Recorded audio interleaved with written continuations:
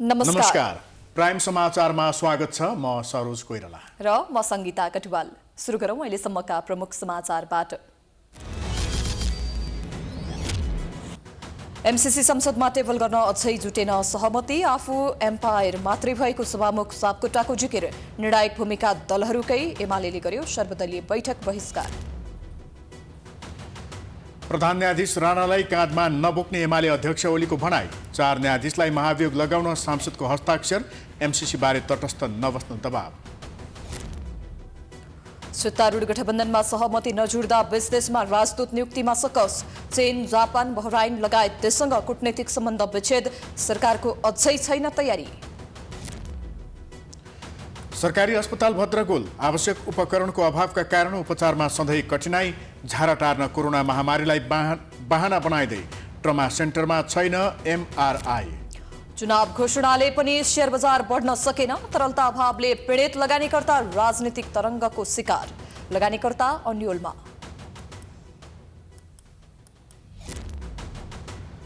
अमेरिकी राष्ट्रपति बाइडेनद्वारा रुसले आक्रमण गर्ने प्रतिकार गर्ने युक्रेनलाई आश्वासन। रुसमाथि निरन्तर कूटनीतिक र राजनीतिक दबाव दिइरहने। 48 घण्टाभित्र बैठक बस्ने। र नेपाललाई 4 देशीय प्रतियोगिता जित्ने अवसर। आयरल्यान्ड विरुद्ध खेल जित्न नेपालले पायो 128 रनको लक्ष्य। सन्दीप लामिछाने बने 50 विकेट लिने पहिलो नेपाली।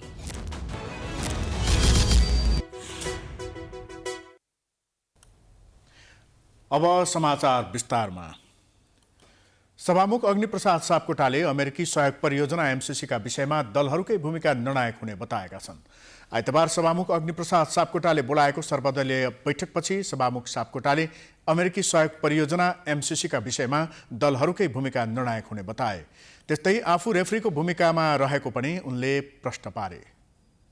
चाहिँ भएको छ र यसमा थप चाहिँ नि अझै अब कार्यव्यवस्थामा पनि मिटिङहरू हुनेछ, त्यहाँ पनि छलफलहरू हुनेछ। 4 गते चाहिँ नि संसद बोलाएको छ। सँगै कार्यव्यवस्था पनि सायद भोलि या पर्सि बोलाउने काम हुन्छ होला। टेबल भयो भने यहाँको पार्टीको भूमिका के हुन्छ? यो अहिले यो टेबल हुने नहुने कुराको चाहिँ नि टुङ्गो भइसकेको स्थिति होइन।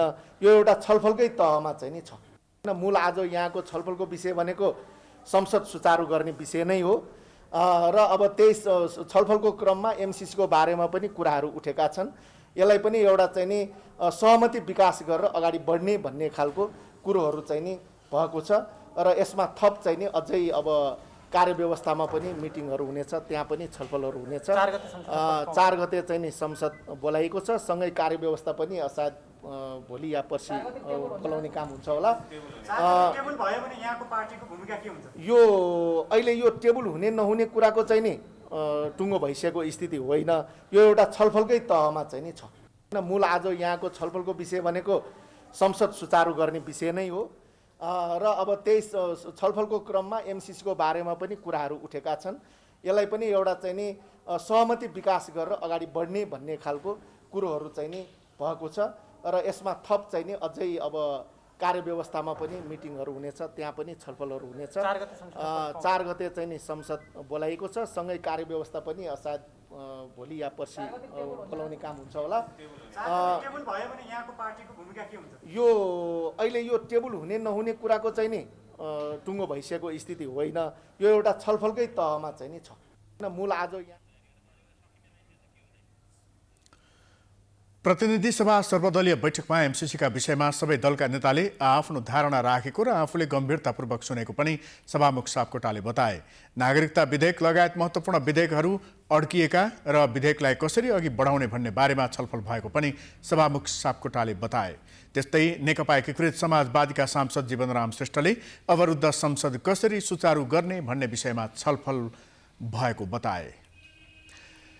एमसीसी बारे भने कुनै टुङ्गोमा नपुगेको र एमसीसीका विषयमा कार्यव्यवस्था थप छलफल गर्ने सहमति भएको पनि श्रेष्ठले बताए। सिंहदरबारमा रहेको संसद सचिवालयमा बसेको उक्त बैठकमा प्रधानमन्त्री एवं नेपाली कङ्ग्रेसका सभापति शेरबहादुर देउवा, नेकपा माओवादी केन्द्रका अध्यक्ष पुष्पकमल दाहाल, एकीकृत समाजवादीका अध्यक्ष माधव कुमार नेपाल, जसपाका अध्यक्ष उपेन्द्र यादव लगायत नेताहरू सहभागी थिए। प्रमुख प्रतिपक्षी एमालेले भने बैठक बहिष्कार गरेको थियो।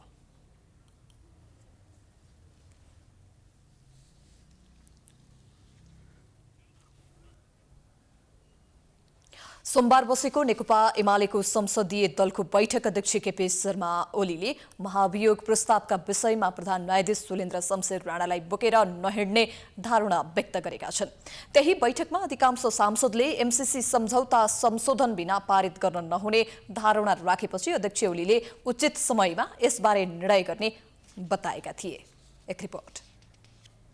सोमबार 3 घण्टा चलेको नेकपा एमाले संसदीय दलको बैठकमा बोल्दै अध्यक्ष केपी शर्मा ओलीले प्रधान न्यायाधीश चोलेन्द्र शमशेर राणालाई एमालेले बोकेर हिँड्न नचाहेको बताएका हुन्। बैठकमा सांसदहरूले महाअभियोग र एमसीसी बारे पार्टीको धारणा स्पष्ट हुनुपर्ने माग राखेका थिए, जसमा ओलीले जवाफ दिँदै प्रधान न्यायाधीश राणा विरुद्धको महाअभियोगमा गम्भीर षड्यन्त्र लुकेको दावी गरेका थिए। लोकतन्त्रमाथि निरन्तर हमला गरिरहने यो एउटा महत्त्वपूर्ण चाहिँ उहाँहरूको यो प्रवृत्तिको रूपमा आएको छ। यसलाई व्यक्ति विशेषलाई गरेको एउटा आक्रमणको रूपमा मात्रै नबुझेर प्रधान न्यायाधीश चोलेन्द्र शमशेर राणाप्रति हामी सकारात्मक भएको, उहाँले राम्रो काम गर्नुभएको छ, उहाँलाई हामीले बोकेरै हिँड्नुपर्छ, उहाँलाई जोगाउनुपर्छ भन्ने मनसाय नेकपा एमालेको बिल्कुलै छैन। साथै उनले आवश्यक परे यो प्रकरणमा सडक, अदालत र संसदबाट समेत प्रतिवाद गर्ने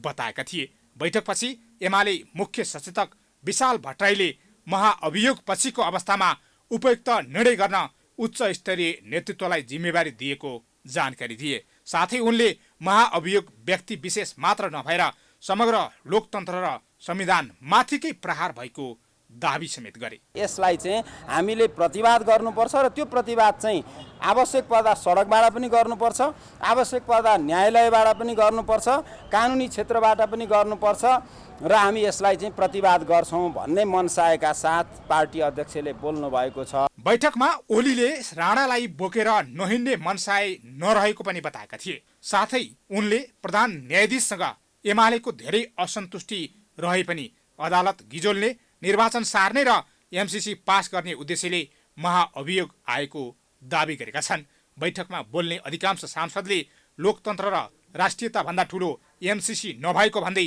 संशोधन बिना पारित गर्न नहुने धारणा समेत राखेका थिए।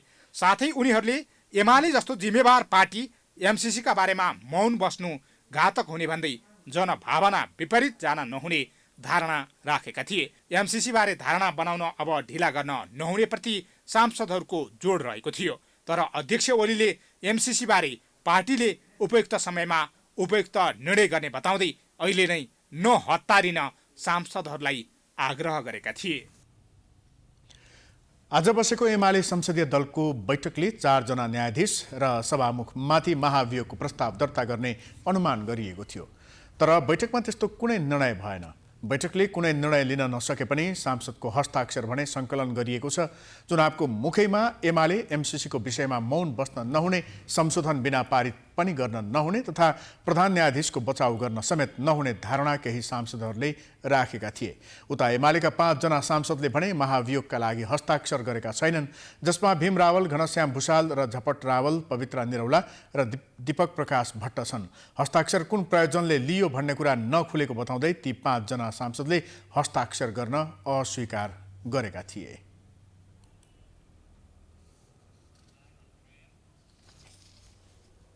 प्रधान न्यायाधीश चोलेन्द्र शमशेर राणा विरुद्ध सत्ता गठबन्धनले संसदमा दर्ता गरेको महाभियोग प्रस्तावले सत्तापक्ष र प्रतिपक्षलाई झनै टाढा बनाएको छ।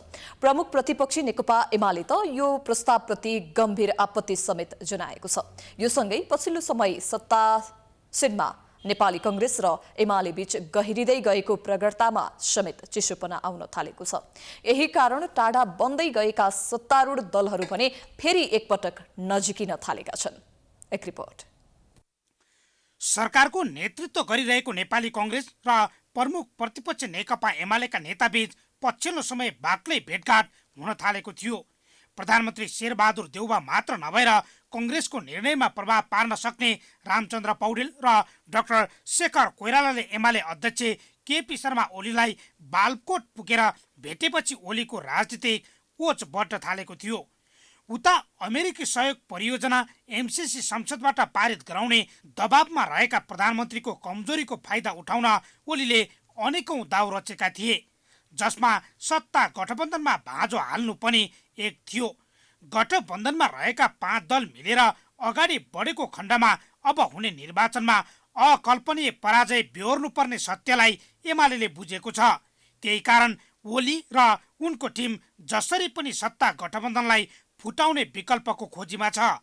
त्यही बेला सत्ता गठबन्धनमा एमसिसीकै कारण खटपट सुरु भएपछि एमाले त्यसबाट राजनीतिक फाइदा लिने दाउ समेत रचेको थियो। आफू सत्तामा रहँदा एमसिसी पारित गर्न कम्मर कसेर लागेका एमाले अध्यक्ष ओलीले अहिले राजनीतिक फाइदाकै लागि एमसिसी बारे कुनै धारणा बाहिर ल्याएनन्।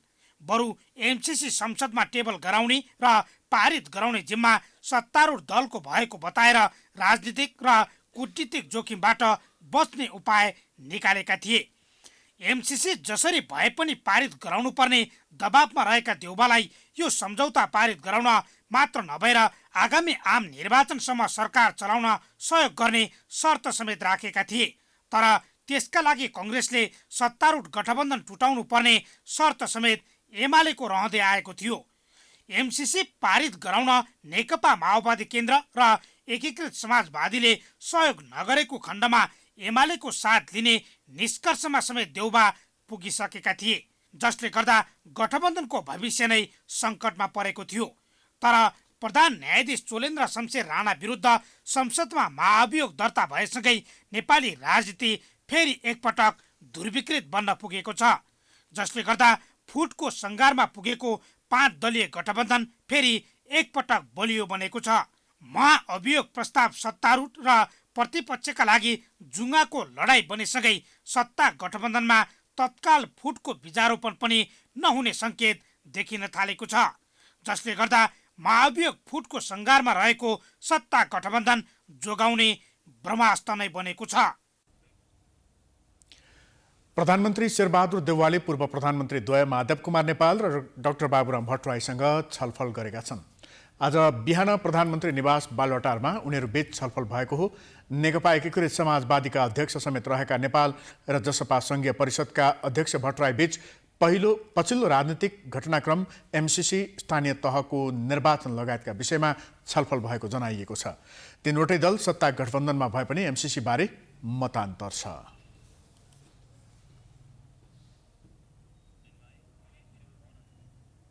समाचारको सिलसिला अझै जारी छ। हामी विश्रामपछि आउँछौँ। बाँकी समाचारको साथमा विश्रामपछि स्वागत छ। अब बाँकी समाचार। राजनीतिक भाग बण्डा मिल्न नसक्दा सरकारले 20 देशमा राजदूत नियुक्त गर्न सकेको छैन। गत कार्तिक 11 मा अमेरिका, भारत र बेलायतका लागि राजदूत नियुक्त गरे पनि बाँकी 20 मुलुकमा पनि राजदूत पठाउन सकेको छैन। एक रिपोर्ट। सरकारले कार्तिकमा भारतका लागि शङ्कर शर्मा, बेलायतका लागि ज्ञानचन्द्र आचार्य र अमेरिकाका लागि श्रीधर खत्रीलाई राजदूत नियुक्त गरेको थियो। गत असोज 5 गते देउबा सरकारले ओली सरकारले राजनैतिक रूपमा नियुक्त गरेका चीनसहित 12 मुलुकका राजदूत फिर्ता बोलाएको थियो। बाँकी 11 मुलुक पहिलेदेखि नै राजदूतविहीन थिए। राजनैतिक नियुक्तिका आधारमा राजदूत बनेकाहरूलाई फिर्ता बोलाइए पनि नयाँ राजनैतिक समझदारी नबनिसकेकाले ती मुलुकहरूमा राजदूतहरूको कोटा खाली छ। अहिले चीन, जापान, दक्षिण अफ्रिका, बहराइन जस्ता देशहरूमा नेपालले राजदूत पठाउन सकेको छैन। त्यस्तै Bangladesh, Malaysia, Spain, Qatar, Israel पनि राजदूतविहीन छन्। राजदूत नभएका अन्य मुलुकहरूमा अस्ट्रेलिया, डेनमार्क, इजिप्ट, म्यानमार, रुस, साउदी अरब र श्रीलङ्का पर्दछन्।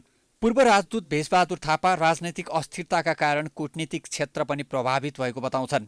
नेपालमा छिटो सरकार परिवर्तन हुने र सरकार परिवर्तन भएसँगै अघिल्लो सरकारले नियुक्त गरेका राजदूतहरूलाई फिर्ता बोलाई आफ्नो मान्छे पठाउने होडका कारण यस्तो अवस्था सिर्जना भएको थापाको बुझाइ छ। जुन तहको प्रतिनिधित्व हुनुपर्ने, जुन प्रभावकारी चाहिँ संवादमा प्रवेश गर्न सक्ने यी गुणहरू चाहिँ भएका व्यक्ति नपठाउँदाखेरि चाहिँ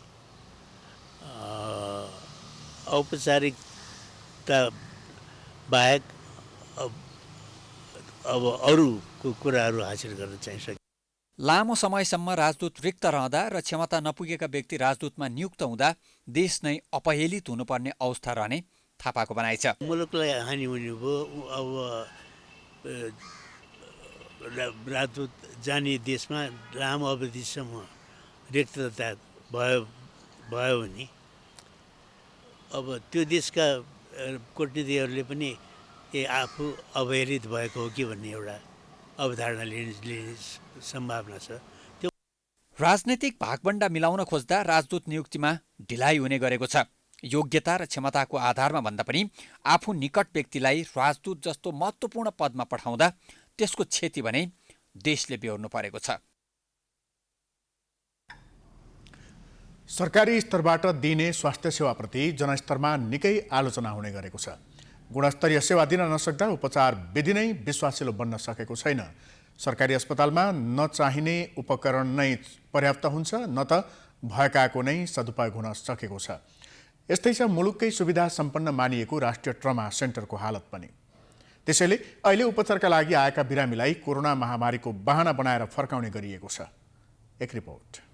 दुर्घटना तथा हाडजोड्नीको चोटपटक लागेको बिरामीको आपतकालीन उपचार गर्ने सुविधा सम्पन्न अस्पताल हो राष्ट्रिय ट्रमा सेन्टर।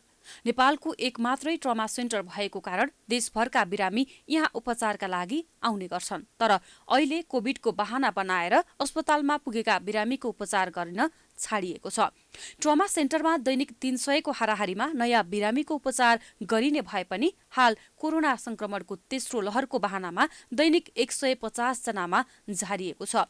कोरोना महामारीका कारण जारी सबै प्रतिबन्ध फुकुवा भइसकेको अवस्थामा अस्पतालले लगाएको प्रतिबन्धका कारण भने बिरामी झनै समस्यामा पर्न थालेका छन्। सोमबार आफ्नो छोराको उपचारका लागि रामेछापदेखि राष्ट्रिय ट्रमा सेन्टर पुगेका महेश सुवेदी अस्पतालले नजाँचेपछि फर्किन बाध्य भएको गुनासो गर्छन्। छोराको बिमार भएर खुट्टा फ्र्याक्चर भएर चाहिँ उपचारका लागि आएको, बिहान उठेर गाडी टिकट खोजेर अनि आएको। यहाँ आइपुगेपछि अलि लेट पनि भयो। त्यहाँ ट्रमा सेन्टरमा चाहिँ देखाउन भनेर गएको। आजको कोटा टिकट सकियो, अब भोलि भनेर भनिदिनु होइन त। अब हजुर कोटा रहेछ, यो त मलाई के थाहा र भन्न चाहिँ त्यहाँनिर हेरिसकेपछि कोभिडको कारणले राखिया भनिएको छ। यो कुराको अब हामीलाई त त्यहाँ देशभरिका अरू यस्ता म जस्ता पेसेन्टलाई थाहा त हुँदैन नि। अस्पतालमा रहेको टिकट काउन्टरको झ्यालमा नयाँ टिकटका लागि कोटा प्रणाली अपनाइएको सूचना टाँसिएको छ, जसमा दैनिक 150 जनालाई मात्रै टिकट उपलब्ध गराइने भन्ने उल्लेख छ। आजका लागि टिकट सकियो भन्ने सूचना समेत देखिन्छ। उपचारका लागि सेन्टरमा पुगेका बीके रौनियार पनि टिकट नपाएरै घर फर्किनु परेको बताउँछन्। सिस्टम राख्दाखेरि अब टाढाबाट आउने मान्छेहरू अल्पत्र हुन्छ। खास त कोटा सिस्टम राख्दाखेरि सीमित मात्र हो, 150 जना मात्र भयो। त्योभन्दा बढी मान्छेलाई त आउने मान्छे त फर्किनु पऱ्यो, टाढाबाट आउने मान्छेहरू। त्यो त राम्रो होइन कि जस्तो लाग्छ मेरो। यस्तो सूचना देखेपछि सकि नसकी ट्रमा सेन्टर पुगेका बिरामी अन्य अस्पताल जान बाध्य छन्। तर अस्पताल प्रशासन भने बिरामीको सहजताका लागि टिकट संख्या बढाउन लागि दावी गर्छन्। साथै अहिलेसम्म अस्पताल आएका बिरामी फर्किनु नपरेको दावी समेत अस्पतालको छ। गर्दाखेरि अब सेवामा चाहिँ थोरै कटौती भएको अवस्था थियो। स्पेसली ओपिडी केस इन्डोर हाम्रो यथास्थितिमै सञ्चालनमा थियो, तर ओपिडी केस कटौती भएको थियो। जसले गर्दाखेरि हामीले त्यतिखेर जुन पहिले 300 हामी पर डेको जुन हाम्रो ओपिडी टिकटको कोटा थियो त्यसलाई 150 मा झारेका थियौँ कोभिडकै कारणले गर्दाखेरि। अनि आजबाट अब सहज पनि अवस्था करिब आइसकेको छ। जसले गर्दा फेरि पुरानै लयमा हामी 300 ओपिडी टिकटबाट सुरु गरिरहेछौँ। न उपचार गर्न सहज वातावरण नै छ, न त आवश्यक उपकरण नै। धेरैलाई थाहा नहुन सक्छ, हाडजोड्नीका बिरामीका लागि अत्यावश्यक एमआरआई मेसिन समेत ट्रमा सेन्टरमा छैन। बिरामीको एमआरआई गर्नु परेको खण्डमा अन्य अस्पतालमा लैजानु पर्ने बाध्यता छ। सेन्टरले स्वास्थ्य मन्त्रालयलाई बेला बेलामा यसतर्फ ध्यान आकर्षण गराए पनि कुनै सुनवाई नभएको गुनासो छ। अन्त हाम्रो अरू केसको लागि पठाउनु परेको छैन होइन। एमआरआई हो, त्यो पनि वीर हस्पिटलमा होइन। हुन त ट्रमेटिक केस भएकोले यतिकै अरू जस्तो सजिलो बिरामी हुँदैन। बोकेर लानुपर्ने, स्ट्रेचरमा लानुपर्ने हुन्छ। नजिकै हाम्रो वीर हस्पिटलमा एमआरआई भएकोले त्यति सजिलो चाहिँ भएकै छ। एक किसिमले हामी वीर र ट्रमा सेन्टर न्याम्स अन्तर्गतकै हस्पिटल हो, जसले गर्दा त्यति गाह्रो त होइन। तर आफ्नै भयो भने झन् सजिलो हुन्थ्यो भन्ने। अनि सर्भिस पनि अब त्यहाँ अलिकति प्याक हुन्छ, 1 हप्ता 10 दिनको टाइम लिनुपर्ने अवस्था हुन्छ। त्यो चाहिँ घट्थ्यो होला भनेर हामीले कोसिस गरिरहेछौँ। बाहिरबाट हेर्दा भव्य देखिने राष्ट्रिय ट्रमा सेन्टर आफै बिरामी अवस्थामा छ। देशका ठूला र प्रभावकारी भनेर प्रचार गरिएको अस्पताल नै प्राविधिक रूपमा कमजोर हुँदा बिरामीले प्रभावकारी उपचार पाउन सक्दैनन्। जबसम्म अनेकौं बहानामा सरकारी अस्पताललाई कमजोर बनाएर नीतिलाई पोस्ने कार्य गरिन्छ तबसम्म जनताले सस्तो र सुलभ उपचारको चाहना राख्नु समेत बेकार हुन्छ। पछिल्लो 24 घण्टामा थप 747 जनामा कोरोना संक्रमण पुष्टि भएको छ। 8696 नमुना परीक्षण गर्दा देशभर थप 747 जनामा कोरोना संक्रमण पुष्टि भएको हो। संक्रमित मध्ये काठमाडौँ उपत्यकामा 226 जना कोरोना संक्रमित भेटिएका छन्। सोमबार कोरोना संक्रमणबाट 8 जनाको मृत्यु भएको छ। यो सँगै मृत्यु हुनेको संख्या 11900 पुगेको छ। यस्तै यही अवधिमा 2319 जना संक्रमण मुक्त भएका छन्। यो सँगै हालसम्म संक्रमण मुक्त हुनेको संख्या 9,40,902 पुगेको छ। हाल देशभर 20,739 सक्रिय संक्रमित रहेका छन्, जसमध्ये 19,930 होम आइसोलेसनमा र 809 संस्थागत आइसोलेसनमा रहेका छन्। यस्तै 178 संक्रमितको आइसियु र 34 को भेन्टिलेटरमा उपचार भइरहेको छ। पछिल्लो 24 घण्टामा 2,16,118 जनाले कोरोना विरुद्धको खोप लगाएका छन्। भ्यालेन्टाइन डे अर्थात् प्रणय दिवस आज नेपालसहित विश्वभर मनाइयो। पश्चिमा देशमा विशेष रूपमा मनाइने गरेको यो दिवस पछिल्लो दशकदेखि नेपालमा पनि मनाउने क्रम बढेको छ। नेपाली युवा पुस्तामा यो दिवस लोकप्रिय पनि बन्दैछ। उपत्यकाको विभिन्न पार्क, बगैँचा तथा रेस्टुरेन्टहरूमा भेटेर आज प्रेमिल जोडीहरूले यो दिवस मनाए। एक रिपोर्ट। मानव जातिमा माया एक अर्कामा निकै महत्त्वपूर्ण र आवश्यक छ, तर माया भन्नासाथ युवा युवती बीच मात्र हो भन्ने बुझाइ कतिपयमा रहेको पाइन्छ। अझ भ्यालेन्टाइन डेलाई त झन् नयाँ प्रेमी प्रेमिका खोज्ने दिनका रूपमा समेत प्रयोग गर्ने गरेको पाइन्छ। विशेष त भ्यालेन्टाइन अर्थात् प्रणय दिवस नेपाली संस्कृति होइन। पश्चिमा देशहरूमा मनाइने यो दिवस पछिल्लो समय नेपालमा पनि लोकप्रिय बन्दै गएको छ। यो दिन एक अर्कालाई माया व्यक्त गर्ने मात्र होइन, नयाँ प्रेमी प्रेमिका बनाउने वा प्रेम प्रस्ताव राख्ने पनि गरिन्छ। त्यसैगरी आफ्ना प्रियजन तथा आफन्तलाई उपहार दिने गरिन्छ। प्रेम दिवसको दिन काठमाडौँ लगायत त्यसैभरिका होटल, रेस्टुरेन्ट, पार्क, बगैँचा जस्ता ठाउँमा माया साटासाट गर्नेहरूको उपस्थिति बाक्लो देखिन्थ्यो। प्रणय दिवसबारे युवा युवतीको बुझाइ कस्तो छ त? खुसीको दिन भनौँ न होइन, कसैले बिहे नगरिकन कपालको रूपमा जस्तो गर्लफ्रेन्ड बोयफ्रेन्ड मनाइन्छ भने विवाह भइसके पश्चात पनि एउटा कपालको रूपमा यसलाई चाहिँ सेलिब्रेसन लिन्छ। एउटा खुसी बाँड्ने एउटा कति माया गरिन्छ एउटा फ्यामिलीले भन्ने कुरा चाहिँ आजको दिनमा नै प्रमाणित हुन्छ है। माया गर्ने जोडीहरूको लागि त स्पेसल हो नि त, अनि त्यही भएर मनाइन्छ जस्तो लाग्छ। भ्यालेन्टाइन्स डे चाहिँ एउटा हाम्रो यो 365 दिनको एउटा एक दिन चाहिँ एउटा स्मरणीय क्षण हो। यसमा चाहिँ हामीले अब जस्तो वर्षभरिको चाहिँ एउटा बिर्सेर पनि यो दिनलाई चाहिँ एकदम विशेष रूपमा मानिन्छ।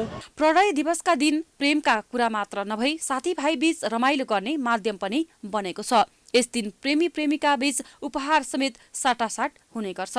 विशेषतः आजका दिन रातो गुलाबको फूल आदान प्रदान गरेर माया साटिन्छ। अघि पछि फाटफुट चल्ने गिफ्ट सपहरूमा आज निकै भिड देखिन्थ्यो। आज अस्तिदेखि चाहिँ राम्रै भइरहेछ। हजुर।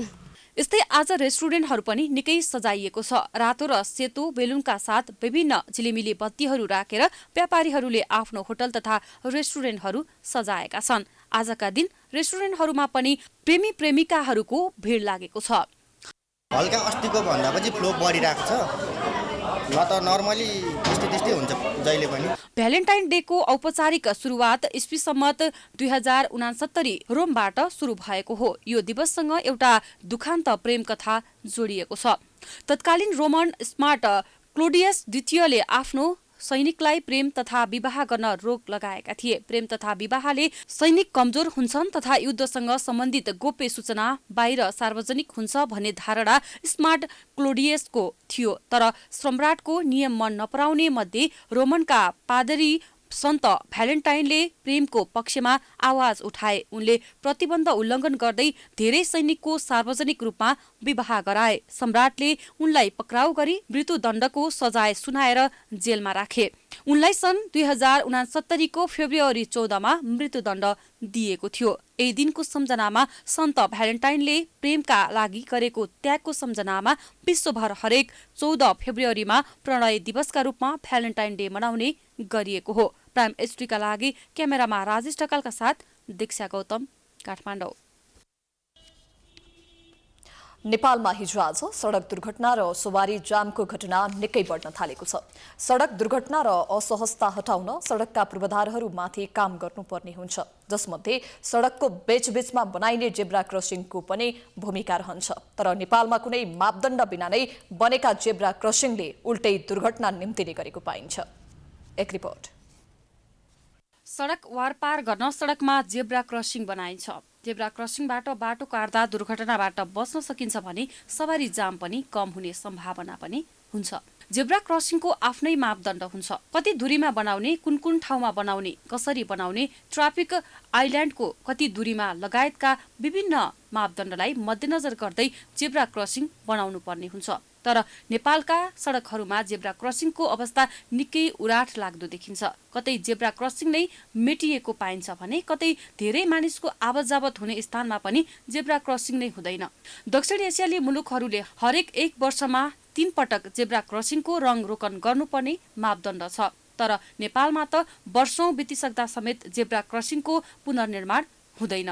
हाम्रो साउथ एसियन कन्ट्रिजहरूमा चाहिँ नि प्राय जसो 1 वर्षमा 3 चोटि चाहिँ नि तपाईँको जेब्रा मार्कहरू पेन्ट गर्ने, नयाँ पेन्ट गर्ने, ताकि त्यसलाई चाहिँ नि राम्रोसँग देख्न सकियोस्। यो अभ्यास चाहिँ नि हुनुपर्ने हो, किनभने धुलो धुवा र माटोले चाहिँ नि 1 महिना पनि नटिक्ने, त्यसमा पनि जुन जेब्रा मार्क चाहिँ नि हामीले बनाएका हुन्छौँ, पेन्ट गरेको हुन्छौँ, त्यो पनि गुणस्तरीय चाहिँ नि देख्दैनौँ हामी, हैन। नेपालमा भएका जेब्रा क्रसिङहरू निकै टाढा रहेको पाइन्छ। उपत्यकाका प्रमुख सडक तथा रिङ रोडहरूमा 2 वर्षदेखि 3 किलोमिटरको दूरीमा जेब्रा क्रसिङ रहेका छन्। जेब्रा क्रसिङ टाढा भए पनि पैदल यात्रीहरू जथाभावी बाटो काट्न बाध्य छन्। यसै कारण पनि दुर्घटना बढ्न गएको हो। नेपालको बाटो अनुसार हुनुपर्नेमा 20% पनि जेब्रा क्रसिङ नरहेको ट्राफिक प्रहरीका पूर्व डीएसपी केशव अधिकारी बताउँछन्। बटुवाहरूमा चाहिँ नि सडक चेतना अभिवृद्धि गर्न सक्नुहुन्न। चालकहरू जुन तपाईँको गैर जिम्मेदार छन् चालकहरू र गन्तव्यमा पुग्दासम्म चाहिँ नि ब्रेक हान्न नपरोस् भन्ने मानसिकता भएका चालकहरू जबसम्म काठमाडौँ अथवा नेपालका सडकहरूमा चाहिँ नि हाबी छन् नि, त्यो बेलासम्म दुर्घटनाको सङ्ख्या बढ्छ, न्यूनीकरण चाहिँ नि हुन सक्दैन। यी कुराहरूलाई ध्यानमा राखेर तपाईँको रोड फर्निचरको अलावा सचेतना कार्यक्रमहरूलाई पनि सघन रूपमा चाहिँ अगाडि बढाउन जरुरी छ जस्तो मलाई लाग्छ। नेपालको परिवेशमा हेर्ने हो भने कुनै निश्चित मापदण्ड बिना नै जेब्रा क्रसिङहरू बनाइएको पाइन्छ। जेब्रा क्रसिङ निर्माण गर्दा सो जेब्रा क्रसिङ पैदल यात्रु मैत्री छ कि छैन भन्ने पनि मध्यनजर गर्नुपर्ने हुन्छ। तर जेब्रा क्रसिङको बीचमा कतै डिभाइडर राखिएको हुन्छ। यस्तो केही स्थानमा भने बार लगाइएको स्थानमा पनि जेब्रा क्रसिङ राखिएको पाइन्छ। त्यस्तै केही स्थानमा भने टर्निङमै जेब्रा क्रसिङ पनि राखिएको हुन्छ, जसले गर्दा दुर्घटनाको जोखिम झनै बढेको छ। यता पैदल यात्रीले पनि असुरक्षित महसुस गर्ने गरेको पाइन्छ। नेपाल गभर्नमेन्टले हैन मतलब फोकस गरेको जस्तो लाग्दैन क्या, किनकि अब रोड सेफ्टी चाहिँ अब हाम्रो जीवनमा चाहिँ एकदम चाहिने कुरा हो क्या। तपाईँको जेब्रा क्रसिङहरू हुन्छ, त्यसरी ट्राफिक लाइट्सहरू हुन्छ त्यसमा हैन, त्यसले गर्दा चाहिँ अब हामीले चाहिँ अलिकति सरकारले चाहिँ यसमा चाहिँ अलिकति इम्पोर्टेन्स दिनुपर्ने हो। रोड सेफ्टीमा त्यस्तो ध्यान त दिएको जस्तो लाग्दैन, किनभने अचेल धेरै नै एक्सिडेन्टहरू भइरहेछ नि त, त्यही भएर त्यस्तो ध्यान चाहिँ दिएको जस्तो लाग्दैन। नेपालमा हरेक करिब 2600 मानिसले सवारी दुर्घटनामा ज्यान गुमाउने गर्दछन्। जेब्रा क्रसिङ लगायत अन्य सडक संरचनाको कमीका कारण सडक दुर्घटना हुने गर्छ। यात्रु तथा चालकहरू पनि यसतर्फ खासै सचेत भने देखिँदैन। हरेक वर्ष यतिका मानिसहरूले ज्यान गुमाउँदा पनि सरकारले भने सडक सुरक्षातर्फ कुनै पनि ध्यान पुर्याएको पाइँदैन। प्राइम एचडीका लागि क्यामेरामा भास्कर भट्टाचार्यका साथ दीक्षा गौतम, काठमाडौँ। समाचारको सिलसिला अझै जारी छ, हामी विश्रामपछि आउँछौँ। समाचारको साथमा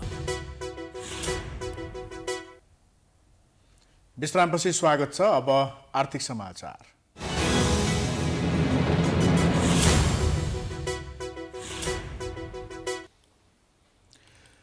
सरकारले स्थानीय तहको निर्वाचन घोषणा गरेपछि शेयर बजारको लगानीकर्ताले राहतको अनुभव गर्न पाउँछन् भन्ने अनुमान गलत साबित भएको छ।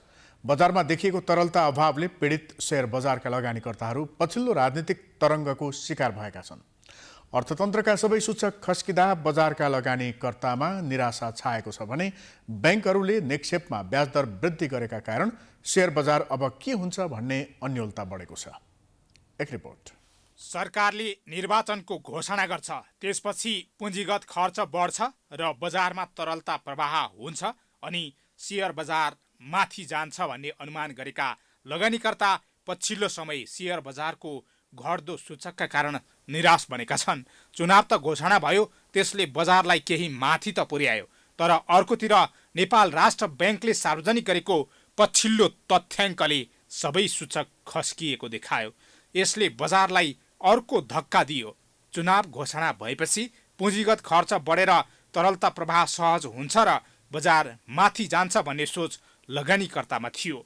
एकाएक एमसीसी वा प्रधान न्यायाधीश चोलेन्द्र शमशेर राणामाथि महाअभियोग लगायत राजनीतिक तरङ्गले बजारमा फेरि अर्को झट्का दियो। प्राय सबैतिरबाट लगानीकर्ताहरू अब के हुन्छ भन्नेमा पुगेका छन्। चुनाव घोषणा हुँदै गर्दाको अवस्थामा मार्केट घटेको अवस्था देखिन्छ अहिले। तर अहिलेको सिनेरियो के छ भन्दाखेरि चाहिँ हिजोको घटाइमा पनि एउटा त बैंकको ब्याज दरको नयाँ फेरि बढेर आएको छ र एट द सेम टाइम के भइदियो भन्दाखेरि चाहिँ राजनीतिक तरलता पनि अलिकति देखिएको अवस्था छ। त्यो भएको अवस्थाले चाहिँ केही सर्ट टर्म अहिले धेरै टेक्निकल हाबी छ अहिले मार्केटमा। अलिकति यो लिक्विडिटी सहज अवस्था हुने बित्तिकै मार्केटले फेरि एक किसिमको चाहिँ हामीले नसोचेको एउटा क्वान्टम लिप भन्छ एउटा छलाङ चाहिँ हान्छ। विगतका इतिहास हेर्दा पनि चुनावी वर्षहरूमा शेयर बजारले रेकर्ड नै कायम गरेका छन्। अहिले त गैर कानुनी क्रिप्टो करेन्सीतिर पैसा जाँदा पनि त्यसले शेयर बजारलाई खुम्च्याइदिएको छ। क्रिप्टोले पुँजी पलायन भएको लगानीकर्ताहरू बताउँछन्। अर्कोतिर नियामक नेपाल धितोपत्र बोर्डसँगै नेपाल स्टक एक्सचेन्ज नेप्से भित्रको गाईजात्रै पाराले पनि बजार अस्थिर बनिरहेको छ। अब शेयर बजारका बारेमा भविष्यवाणी गर्न सक्ने अवस्थामा कोही पनि देखिँदैनन्। एकातिर पुँजी बजारको नियामक निकायकै नीतिगत स्थिरता, अब त्यहाँको नेतृत्व राम्रो नहुनु, यतापट्टि चाहिँ सेन्ट्रल ब्याङ्कले जुन हिसाबको नियमन पुँजी बजारलाई इन्डाइरेक्ट हिसाबमा गर्छ त्यो पनि चाहिँ त्यति विवेकशील भएन क्या। शेयर बजारका लगानीकर्ताले राजनीतिक रूपमा विवादित एमसीसी संसदबाट अनुमोदन भएर कार्यान्वयनमा गए बजार बढ्ने आशा गरेका थिए। एमसीसी हिजो लिने अवस्था आएमा त्यसले शेयर बजारमा नकारात्मक असर पर्ने उनीहरूको टिप्पणी छ। त्यस्तै बजारलाई स्थिर रूपमा चल्न नियमनकारी निकायले शेयर बजार बढेको बेला गर्ने गरेको अनावश्यक हस्तक्षेप बन्द गर्नुपर्ने र स्थायी किसिमको नीति लिनुपर्ने लगानीकर्ताको माग छ। तरलता एकदम तपाईँको चाहिँ असहज भएको स्थिति छ हैन। तरलता सहज हुने बित्तिकै हैन, त्यस पछाडि अहिले के भइदियो भन्दा एमसीसीको फन्डा छ हेर्नुहोस् फेरि हैन। मेन कुरो चाहिँ यही एमसीसीको फन्डाले पनि जस्तै एमसीसीको फन्डा को एउटा चाहिँ एक्जिट हुने बित्तिकै मार्केटमा अर्कै किसिमको चाहिँ एउटा तरङ्गित हुन्छ। फागुनको दोस्रो सातादेखि शेयरको सिजन सुरु हुने विगतको प्रचलनलाई हेर्दा भने अबको केही दिनपछि बजार माथि जाने अनुमान लगानीकर्ता एवं विश्लेषकको छ। प्राइम टाइम्स एचडीका लागि क्यामेरामा राधिका श्रेष्ठका साथ हरिशरण नेउपाने, काठमाडौँ। ग्राहकलाई स्वदेशी तथा विदेशी ब्रान्डका गुणस्तरीय सौन्दर्य फेसन र जीवनशैलीसँग सम्बन्धित सामानहरू उपलब्ध गराउने उद्देश्यले वेशभूषा.com सञ्चालनमा आएको छ। सोमबार काठमाडौँमा महानायक राजेश हमालले वेशभूषा.com सार्वजनिक गरेका हुन्। भर्चुअल ब्रान्ड हब ई-कमर्स साइट वेशभूषाका माध्यमबाट नयाँ शैली र सेवा मार्फत ग्राहकको सोच, आवश्यकता र चाहना अनुसारका खरिद बिक्री एवं परामर्शको अत्याधुनिक सेवा दिने कम्पनीले जनाएको छ। भविष्यमा आफ्नै उत्पादन र नेपालका ब्रान्डको अन्तर्राष्ट्रिय प्रवर्धन गर्ने लक्ष्य वेशभूषाले राखेको छ। त्यस्तै नेपालमा रहेका सबै ब्रान्डसँग सहकार्य गरेर काम गर्ने पनि वेशभूषाले जनाएको छ। नेपालमा जति पनि इन्टरनेसनल ब्रान्ड्सहरू हुनुहुन्छ त्यो मात्र नभएर हामीले चाहिँ जति नेपालमा हामीले मार्केट देखाउन खोजिरहेछौँ बाहिर विदेशीलाई चाहिँ वी नेपालीलाई चाहिँ अझै पनि धेरै ब्रान्ड्स चाहिँ हाम्रो थ्रुबाट लिएर आउनको लागि हामी एउटा मिडिएटरको रूपमा पनि काम गर्दैछौँ। र अर्को भनेको हामी वेशभूषाको भोलिको दिनमा चाहिँ आफ्नै प्रोडक्सनमा पनि जाने चाहिँ हाम्रो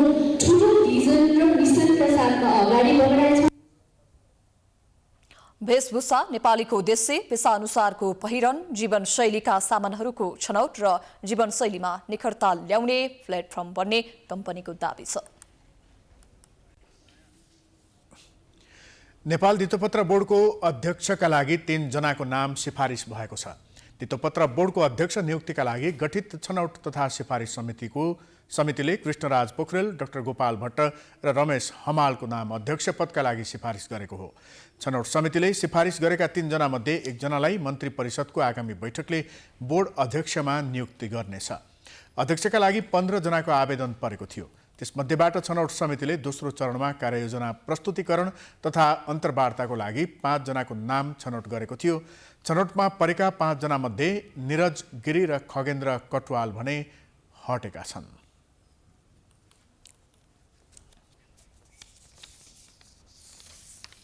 अब अन्तर्राष्ट्रिय समाचार।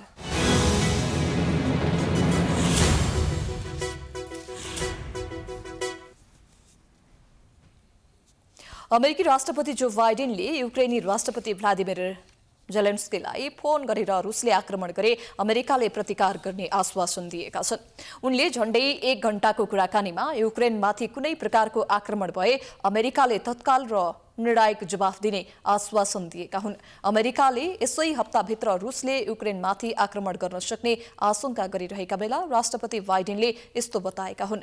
बाइडेनले अमेरिकाले आफ्ना सहयोगीमाथि कुनै पनि प्रकारको आक्रमणको निर्णायक जवाफ दिने बताएको अन्तर्राष्ट्रिय सञ्चार माध्यमले उल्लेख गरेका छन्।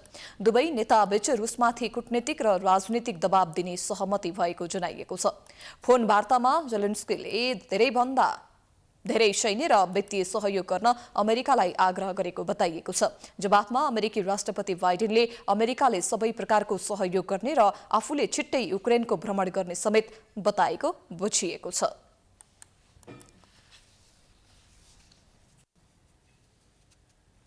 युक्रेनले आफ्नो सीमामा बढ्दो तनावलाई लिएर रुस र प्रमुख युरोपेली सुरक्षा समूहका सदस्यहरूसँग बैठकको लागि आह्वान गरेको छ। विदेश मन्त्री दिमित्रो कुलेबाले रुसले सेना परिचालनका विषयमा खुलेर गर्न नचाहेको बताएका छन्। योजनाहरूको बारेमा पारदर्शिताका लागि उनले 48 घण्टाभित्र बैठक बस्नका लागि आग्रह गरेका हुन्। युक्रेनको सिमानामा करिब 1 लाख सैनिक तैनात भए पनि रुसले युक्रेनमाथि आक्रमण गर्ने योजनालाई अस्वीकार गरेको छ। तर केही पश्चिमी राष्ट्रहरूले रुसले सैन्य कारबाहीको लागि तयारी गरिरहेको दावी गरेका छन्। कुनै पनि हवाई आक्रमण हुन सक्ने अमेरिकाले चेतावनी दिएको छ। 1 दर्जनभन्दा बढी राष्ट्रहरूले आफ्ना नागरिकहरूलाई युक्रेन छोड्न आग्रह गरेका छन्।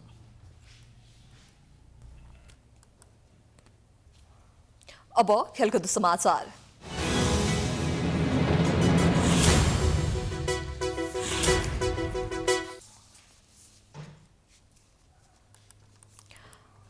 नेपाल ओमानमा जारी 4 देशीय टी20 सिरिज अन्तर्गत आयरल्यान्डले नेपाललाई जितका लागि 128 रनको लक्ष्य दिएको छ। अल अमिरात क्रिकेट मैदानमा टस हारेर पहिले ब्याटिङ गरेको आयरल्यान्डले 20 ओभरमा अल आउट हुँदै 127 रन जोड्यो। आयरल्यान्डका जर्ज डोकरेलले 28 रन, कर्टिस क्याफरले 20, कप्तान एन्डी भिलवान्डले 19, लोकर्न टकरले 15, सेन गेटकाटेले 14, एन्डी माइक ब्रायनले 11 रन, ग्यारेथ डिलानीले 19, डिलानीले 9, पल स्ट्रेलिङले 2 र सिमी सिंहले 1 रन जोडे। नेपालका लागि दिपेन्द्र सिंह एरीले सर्वाधिक 4 विकेट हात पारे। दिपेन्द्रले 4 ओभर बलिङ गर्दै 21 रन मात्र खर्चिएका थिए। अविनाश बोहराले 2 विकेट लिए। सन्दीप लामिछानेले, कमल सिंह एरी र जितेन्द्र मुखियाले 1-1 विकेट लिए। त्यस्तै नेपाली राष्ट्रिय क्रिकेट टिमका कप्तान सन्दीप लामिछानेले टी20 क्रिकेटमा 50 विकेट लिने पहिलो नेपाली खेलाडी बनेका छन्। लामिछानेले 19 खेलमा 50 विकेटको कीर्तिमान पूरा गरेका छन्। लामिछानेले ओमानमा जारी 4 देशीय टी20 सिरिज अन्तर्गत आयरल्यान्ड विरुद्ध विकेट हात पार्दै 50 विकेट पूरा गरेका थिए। लामिछानेले टी20मा सर्वाधिक छिटो 50 विकेट लिने विश्वकै तेस्रो क्रिकेटर समेत बनेका छन्। सर्वाधिक 50 विकेट लिने खेलाडीमा भने श्रीलङ्का पूर्व स्पिनर मेन्डेस हुन्। उनले 26 खेलमा 50 विकेट पूरा गरेका थिए। आयरल्यान्डका बलर मार्क आदेरले 28 खेलमा 50 विकेट हात पारेका थिए। दक्षिण अफ्रिका इमरान ताहिर र अफगानिस्तानका राशिद खानले भने 31 खेलमा 50 विकेट हात पारेका थिए।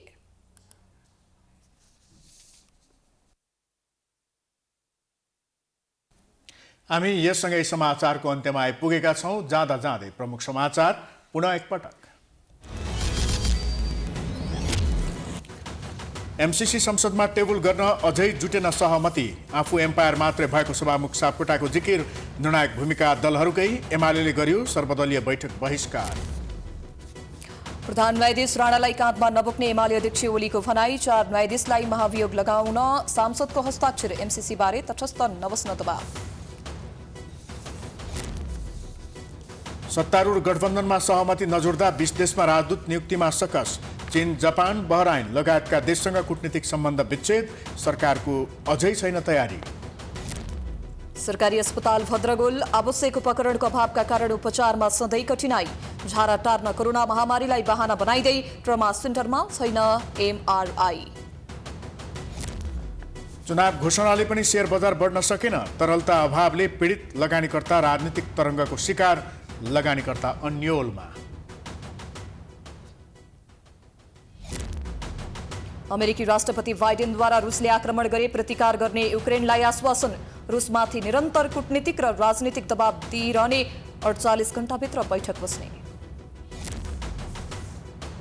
र नेपाललाई 4 देशीय प्रतियोगिता जित्ने अवसर। आयरल्यान्ड विरुद्ध खेल जित्ने नेपालले पायो 128 रनको लक्ष्य। सन्दीप लामिछाने बने 50 विकेट लिने पहिलो नेपाली। समाचार अहिलेलाई सकियो। यसपछिको प्रस्तुति जनता जान्न चाहन्छन् ऋषि धमलाको साथमा। हेर्दै गर्नुहोला प्राइम टाइम्स एचडी। नमस्कार।